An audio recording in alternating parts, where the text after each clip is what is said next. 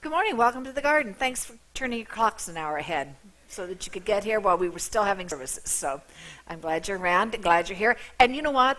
This is the first Sunday since the beginning of the year that we haven't had snow or horribly cold weather or threat of all that stuff. So, woohoo! Reason to celebrate, huh? So I am glad you're all here. You're probably familiar with the name of Phil Gully. He's a Quaker pastor and author who lives and works in the Indianapolis community.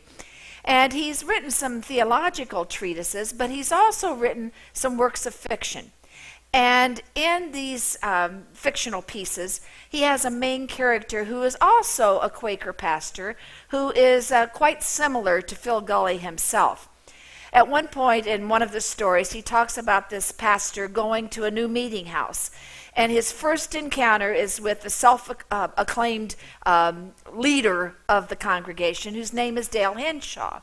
And Dale Henshaw informs the pastor of his roles and responsibility. And one of the things he says is that whenever it snows, the pastor is to be there and to shovel the walks and salt them before anybody else arrives.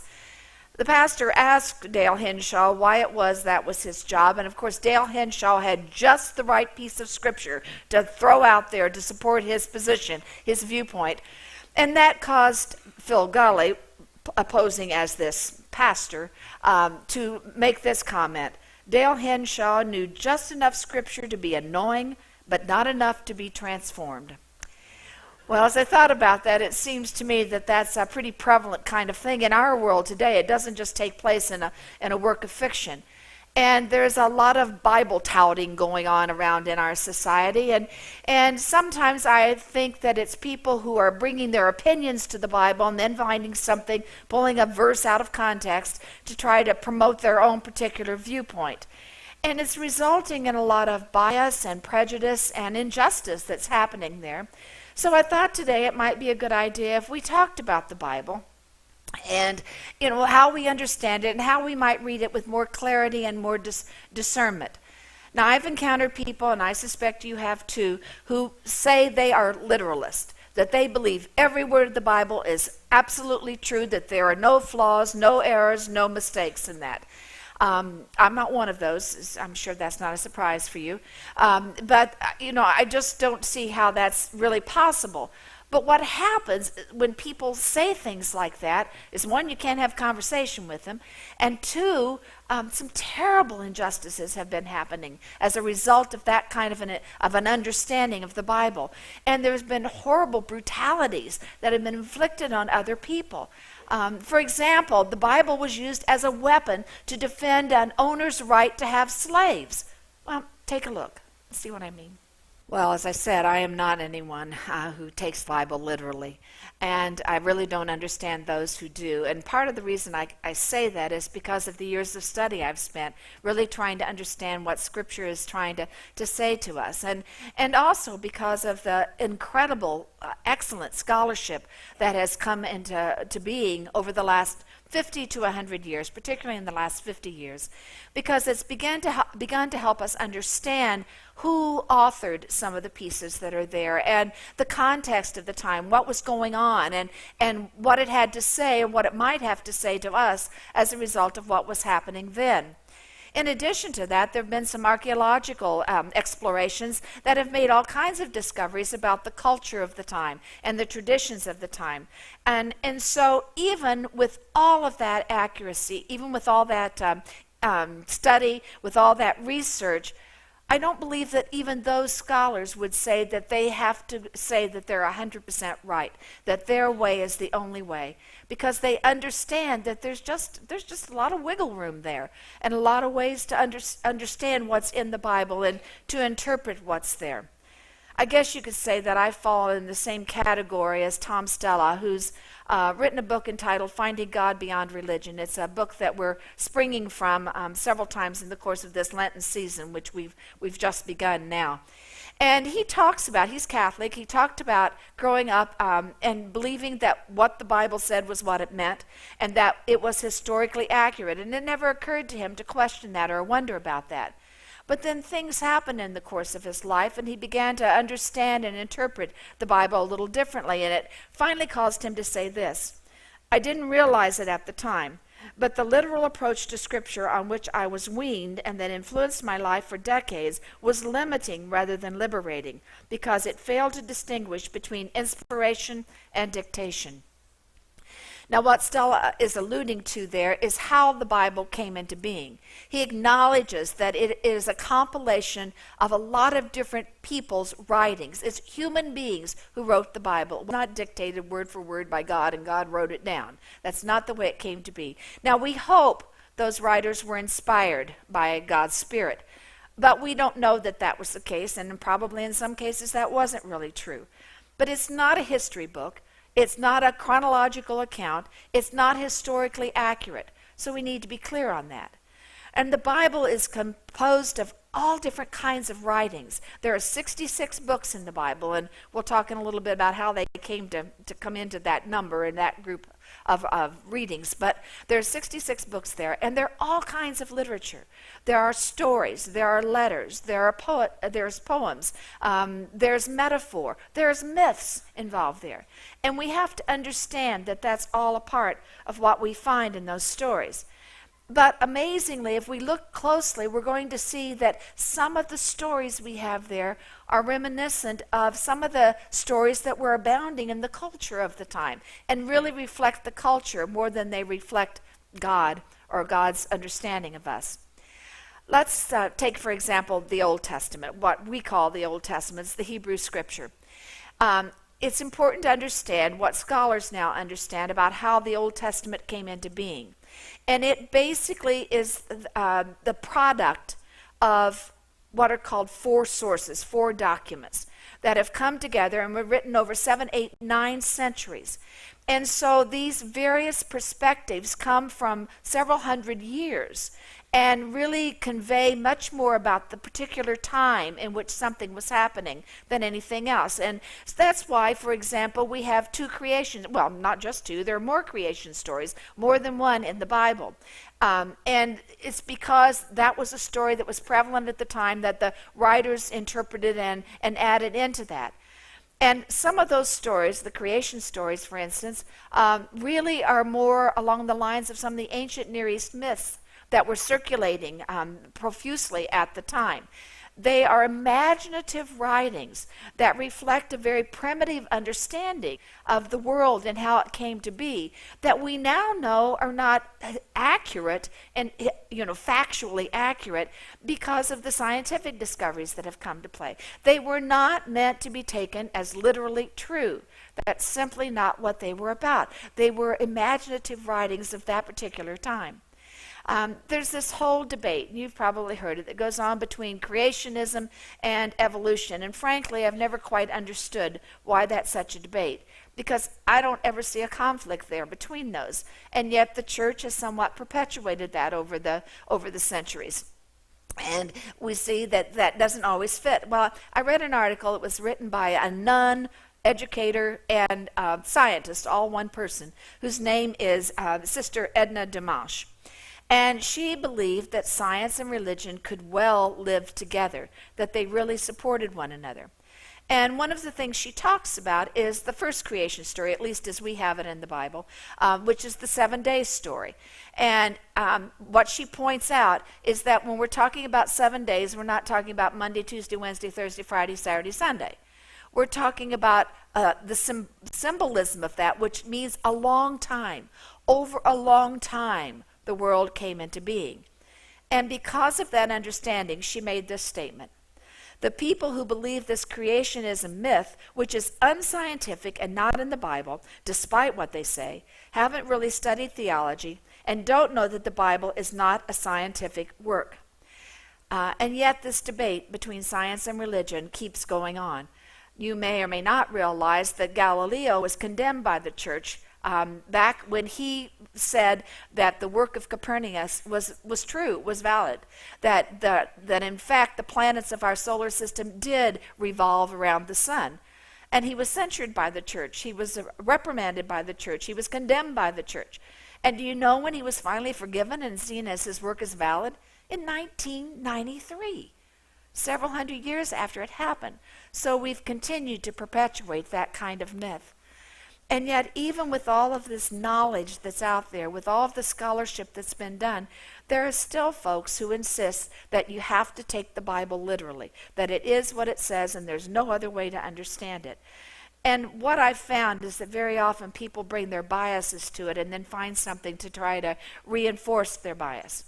One of the topics where I think that's happening is this whole subject of homosexuality, which is very much in the news these days.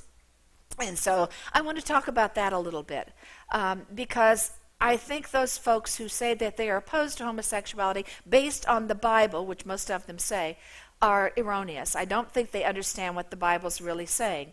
If they did, I don't think they would hold that same position, that same opinion. Now, let me try to put this in perspective for you.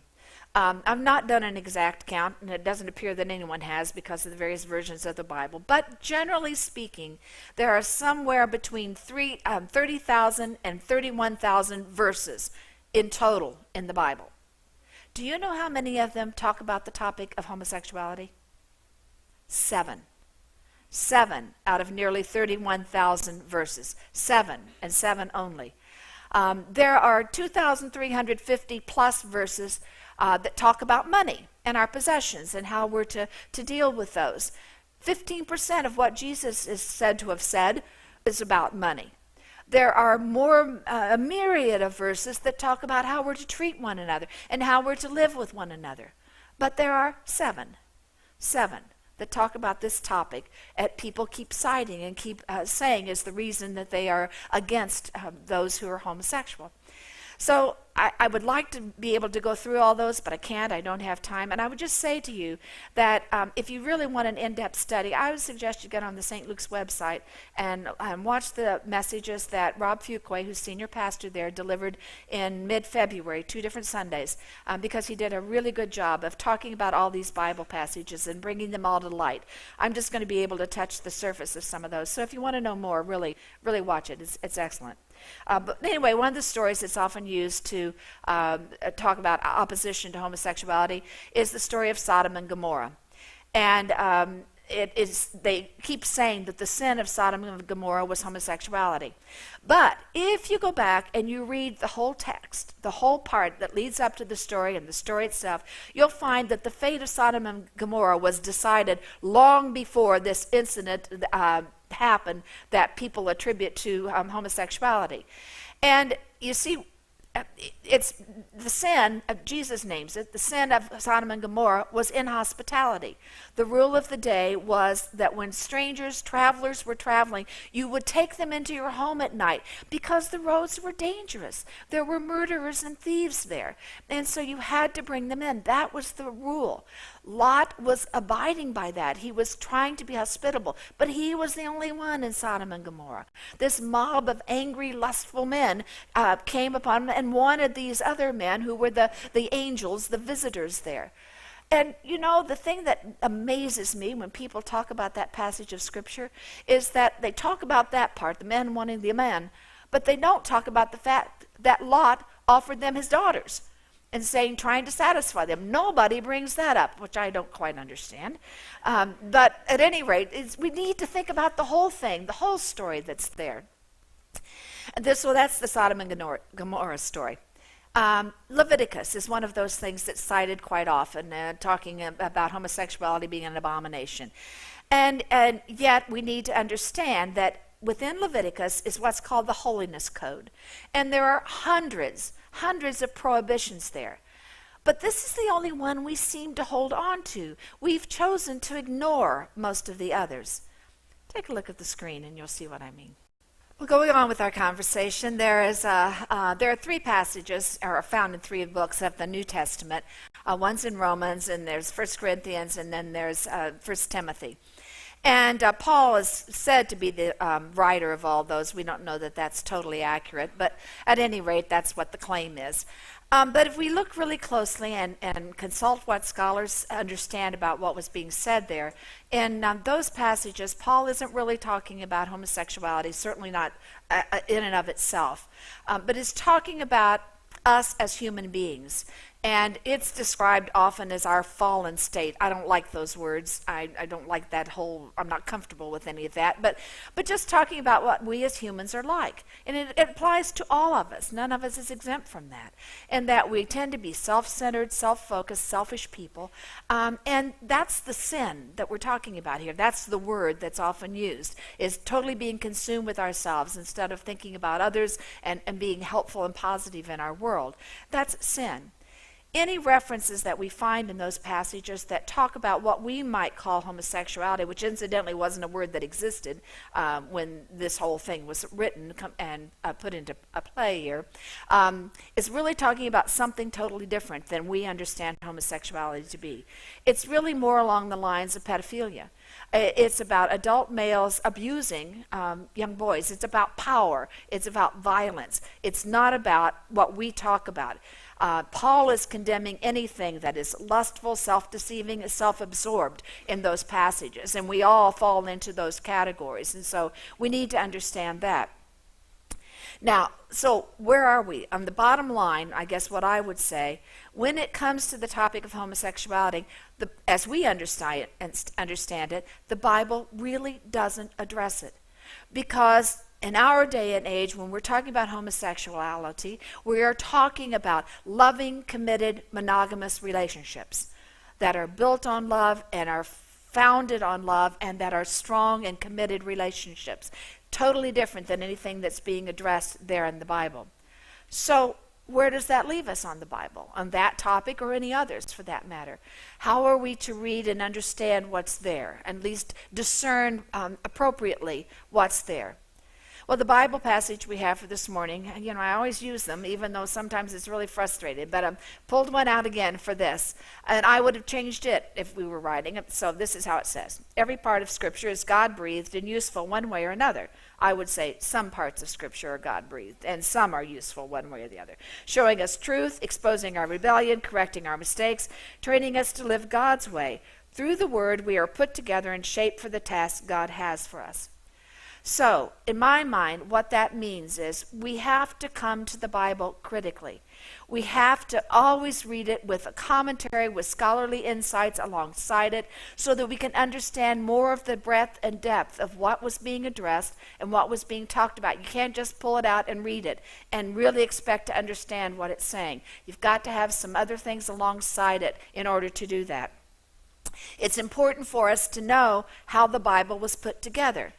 And I hate to disappoint you, but it wasn't really a very spiritual process. If you read about the councils that decided what was going to create the canon, the 66 books, it was more of a political caucus than anything else. Some people were shut out. Some things that were put forward were thrown out and not accepted.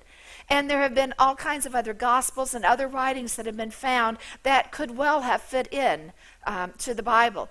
Except the men who gathered in the 4th century decided that God was finished being revealed to us. And so we're going to close it right now, and there isn't anything more that we can learn or gain, which I don't agree with. I think God continues to be revealed to us in this day and age. And so it's like we need a new Bible to really understand all that's there. So I think it means that we have to look critically at the Bible. We have to have some sort of approaches to help us understand what this is really saying and what it's really about. And then we can determine whether or not it might apply to us in this day and age. I also think we have to take a good, honest look at ourselves, because we're probably all guilty of going there and finding something that reinforces a feeling, an opinion, a bias we already have. That's proof texting. That isn't really understanding what the Bible's all about. So we have to be totally honest with ourselves.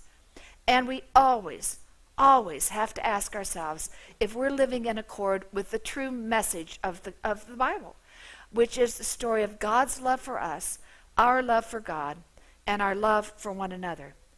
That's the great commandment. Now all we need to do is learn to live by it.